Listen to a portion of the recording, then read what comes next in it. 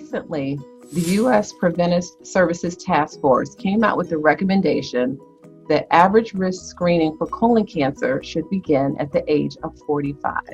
Now, this is different from the previous recommendation that stated that screening for average risk patients should start at the age of 50. However, we're seeing that colorectal cancer is on the rise in patients in the younger age group, and therefore it is appropriate and highly important that patients begin screening at age 45. Now, how do you undergo screening? There's several ways in which to do that. One particular way of undergoing colorectal cancer screening is to do a stool-based test, and that's done by submitting your stool to your primary care doctor, and that stool is tested for blood. Another way is to also submit stool to look for blood as well as for cellular changes that can suggest a polyp or early colon cancer.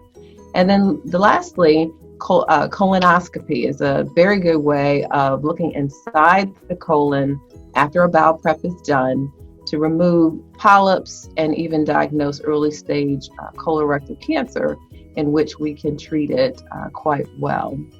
It's really important for the stool-based test that if they come back positive, that it is followed up with a colonoscopy to figure out why that test showed blood or those cellular changes. So that is key.